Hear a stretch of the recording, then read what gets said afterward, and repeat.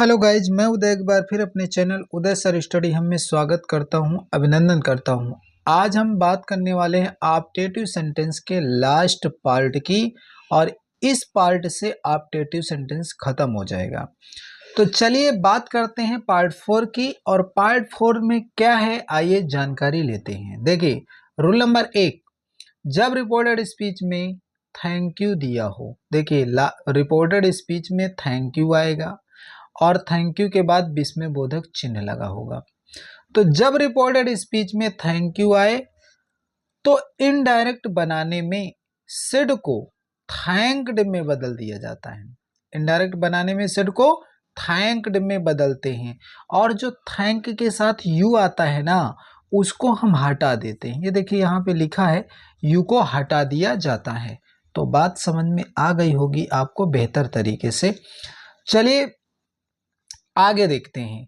तो बात समझ में आ गई ना। फिर एक बार देख लीजिए, जब रिपोर्टेड स्पीच में थैंक यू आए तो इनडायरेक्ट बनाने में सिड को थैंक्ड में बदल देते हैं और यू को हटा दिया जाता है।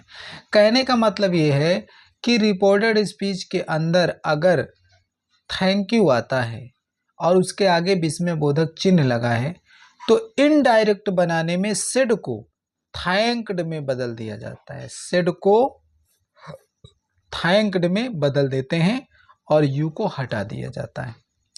ठीक है, तो चलिए सेंटेंस की ओर और समझते हैं सेंटेंस को। देखिए लिखा है he said, he said, he said to me, comma inverted comma के अंदर थैंक यू लिखा है ना। देखिए ये है रिपोर्टिंग वर्ब और ये है रिपोर्टेड स्पीच। ये है रिपोर्टिंग वर्ब और ये क्या है, रिपोर्टेड स्पीच है। तो देखिए रिपोर्टेड स्पीच में थैंक यू दिया है और इसके बाद क्या लगा है, विस्मयबोधक चिन्ह लगा है। तो इसका मतलब ये हुआ कि ये जो सेंटेंस है ये ऑप्टेटिव सेंटेंस है। कैसा सेंटेंस है, ऑप्टेटिव। थैंक यू आया, विस्मयबोधक चिन्ह लगा है, तो ऑप्टेटिव सेंटेंस होगा। तो जब ऑप्टेटिव सेंटेंस है तो इसका नियम भी आपने पढ़ लिया, समझ लिया कि अगर थैंक यू आता है, रिपोर्टेड स्पीच के अंदर थैंक यू आता है तो इनडायरेक्ट बनाने में इस सेड के स्थान पर सेड को हटा करके ये जो थैंक है ना, थैंक को थैंक्ड में बदल देते हैं और इस यू को हटा दिया जाता है। यू को क्या करते हैं, हटा देते हैं। तो चलिए इसको बनाते हैं। सबसे पहले क्या करेंगे, कर्ता लिखेंगे ही लिखा। ही के बाद अब देखिए सेड आ गया, तो सेड को हटाना है। सेड के स्थान पर ये जो थैंक लिखा है, इस थैंक को थैंक्ड में लिखना है। ठीक है, तो इस थैंक को हम किस में बदल देंगे, थैंक्ड में। ये लीजिए थैंक्ड में बदल दिया, थैंक्ड में बदल गया ना थैंक्ड में। ये ए है, THANKED, THANKED, थैंक्ड, थैंक्ड में बदल दिया। इसके बाद क्या करना है, सेट बदल गया थैंक्ड में, टू हटा देंगे, मी उतार लेंगे। ठीक, और यहीं पर क्या लगा देंगे, फुल स्टॉप। सेंटेंस आपका हो गया। ये यू हट जाएगा, जब सेड ये थैंक्ड में बदल जाएगा तो ये यू हट जाएगा, यू हट खत्म हो जाएगा। तो इस तरह से आप सेंटेंस को बना सकते हैं, थैंक को थैंक्ड में बदल सकते हैं। तो बात समझ में आ गई होगी। चलिए हम अगले रूल्स की तरफ चलते हैं और अगले नियम को पढ़ते हैं।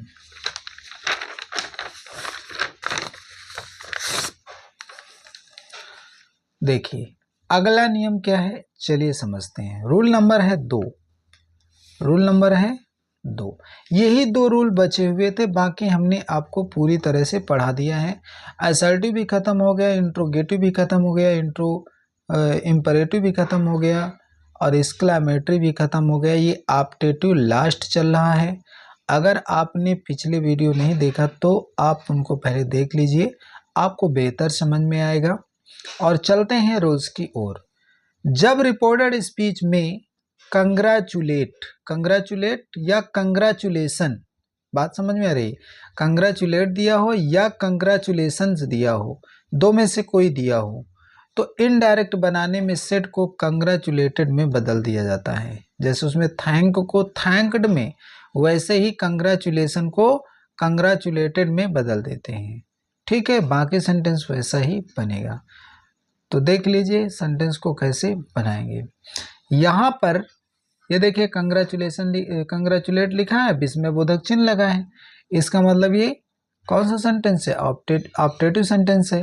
तो इस ऑप्टेटिव सेंटेंस को बनाने के लिए सबसे पहले सब्जेक्ट लिखेंगे कर्ता, माई फ्रेंड, माई फ्रेंड। ठीक है, माई फ्रेंड हो गया। माई फ्रेंड के बाद सेट को बदलना, सेट को कहाँ में बदलना? कंग्रेचुलेटेड में। तो यहां लिख देंगे कंग्रेचुलेटेड।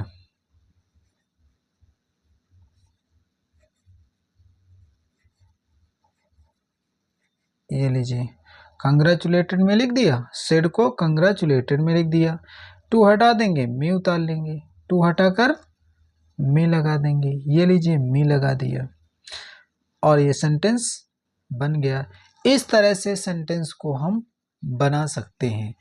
तो बात समझ में आ गई होगी। जब रिपोर्टेड स्पीच में कंग्रेचुलेट दिया हो तो इनडायरेक्ट बनाने में सेट को कंग्रेचुलेटेड में बदल दिया जाता है। कंग्रेचुलेटेड आए तो उसको जो है कंग्रेचुलेट आए तो उसको सेट के स्थान पर कंग्रेचुलेटेड में बदल देते हैं। देखिए माई फादर वैसे उतार लिया, ठीक है, सेट को कंग्रेचुलेटेड में बदल दिया, टू हटा दिया, मी उतार लिया, फुल स्टॉप। इस तरह से ऑप्टेटिव सेंटेंस का ये जो 5वां टॉपिक था ऑप्टेटिव सेंटेंस, इसका ये चौथा पार्ट था, तो ये पूरी तरह से ख़त्म हुआ। और डायरेक्ट इनडायरेक्ट का जो टॉपिक था वो भी आज से ख़त्म होता है। और अगले टॉपिक की चर्चा हम अगले वीडियो में करेंगे। तो इस तरह से आप जो है वीडियो को लाइक, सब्सक्राइब और शेयर करिए। मैं अपनी वीडियो को यहीं से एंड करता हूँ। जय हिंद, जय भारत।